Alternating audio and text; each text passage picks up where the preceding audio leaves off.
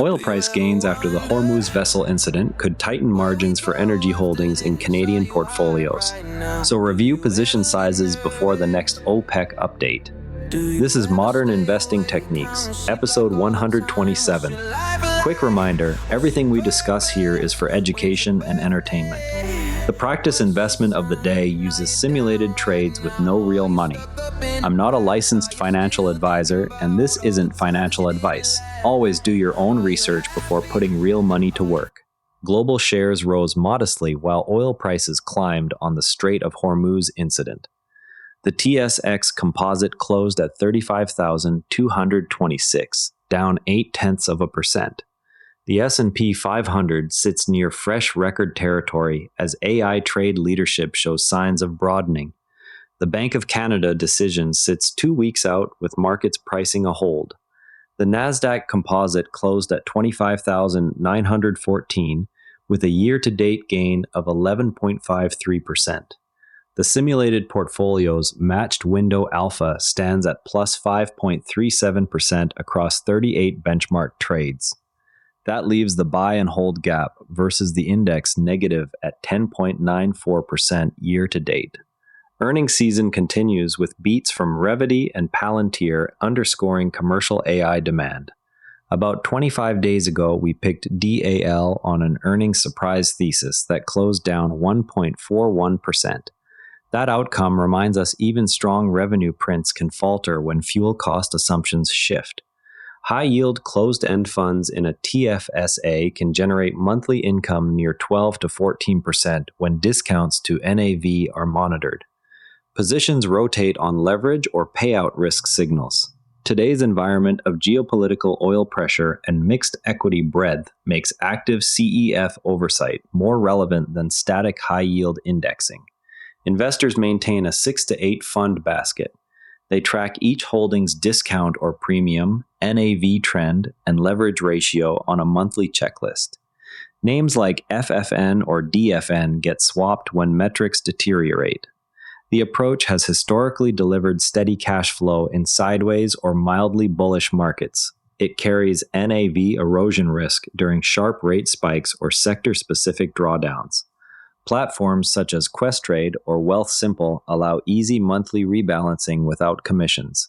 The TFSA structure shelters the distributions from immediate tax drag. The key is treating the holdings as actively managed income vehicles rather than set-and-forget products. A Reddit user running this exact strategy on a $100,000 TFSA currently holds BK, Bank, Utes, LFE, QQQY, and QQCL. That basket collects roughly $1,200 per month at a 14% yield, while still seeing some capital appreciation. Monthly reviews focus on NAV stability, premium or discount levels, and leverage ratios. Swaps execute when any metric signals rising risk. This hands-on rotation has kept the portfolio inside the target yield band without large drawdowns so far. The TFSA's tax sheltering amplifies the compounding effect of reinvested distributions, turning the 14% payout into a powerful long-term growth engine when monitored consistently. This is a simulated trade for educational purposes only. No real money is involved. This is not financial advice. Today's pick is none. We are monitoring AAPL. The strategy watches for volume confirmation above the 20-day average on any pullback to the 50-day moving average. The catalyst remains continued commercial AI demand visible in Magnificent 7 earnings breadth. Price action sits relative to the 50-day and 200-day moving averages. Volume versus the 20-day average serves as the trigger. Geopolitical headlines could widen spreads. No entry occurs until the volume threshold is met. Confidence sits at medium because two factors align, yet geopolitical uncertainty remains. Monitoring a single name for a specific volume trigger demonstrates how to wait for confirmation rather than chasing headlines. That builds the discipline separating systematic entries from reactive ones. Text-positive historical alpha record still requires fresh data before committing capital. The Magnificent 7 group just posted a collective move not seen since ChatGPT's launch. Breadth is expanding beyond the original AI leaders. That reduces concentration risk, but also means any single name like AAPL needs independent volume confirmation before an entry. Geopolitical tension in the Strait of Hormuz adds a layer of macro volatility that could trigger short-term swings unrelated to fundamentals. Waiting for the 20-day volume average to be exceeded filters out noise. It aligns the trade with the regime that has produced the sector's strongest alpha historically. We simulated buying DAL at Monday's open 25 days ago. The position closed down 1.41%. Revenue beat expectations, yet fuel cost assumptions shifted the outcome. This teaches us that even clear earnings surprises require cross-checks on sector-specific variables like commodity inputs. The lesson reinforces valuation discipline when macro variables move faster than initial models anticipate. Descartes Free Trade Intelligence scans sourcing and tariff data to flag lower-cost trade routes for importers and exporters. Canadian investors running cross-border supply chain exposure can use it to stress test tariff scenarios before earnings season. Access comes through Descartes Systems Group Enterprise Licensing. The tool integrates real-time trade intelligence with AI models that evaluate duty rates, free trade agreement eligibility, and alternative supplier locations. Manufacturers and logistics operators can model the impact of new tariffs or shipping disruptions on landed cost before committing to contracts. This reduces the chance of margin surprises during quarterly reporting. Fidelity publishes a curated roster of 15 index funds that meet internal cost and performance screens.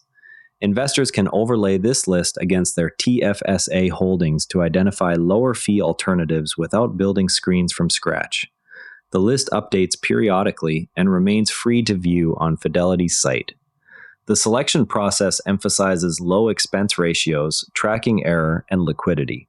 Canadian investors can compare these funds against TSX-listed equivalents to decide whether a U.S. domiciled vehicle offers better after-tax efficiency inside a TFSA or RRSP.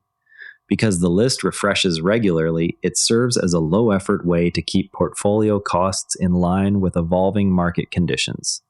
Musk likely faces tough questions during SpaceX's first earnings call as a public company. Investors gain direct access to management commentary on valuation and growth assumptions after the public listing. Add SpaceX-related exposure via any listed proxies to the watch list for post-call volatility. An Ontario antimony deposit is being positioned for U.S. defense supply chain inclusion. The project aims to meet domestic content rules that could unlock procurement contracts and strategic stockpile purchases. Review any precious metals or critical minerals holdings for policy-driven re-rating potential. Revity beats estimates and raises guidance as the stock jumps. The beat and raised outlook triggered immediate price strength on healthcare demand signals. Add Revity to the healthcare watch list for any follow-through volume above its 20-day average.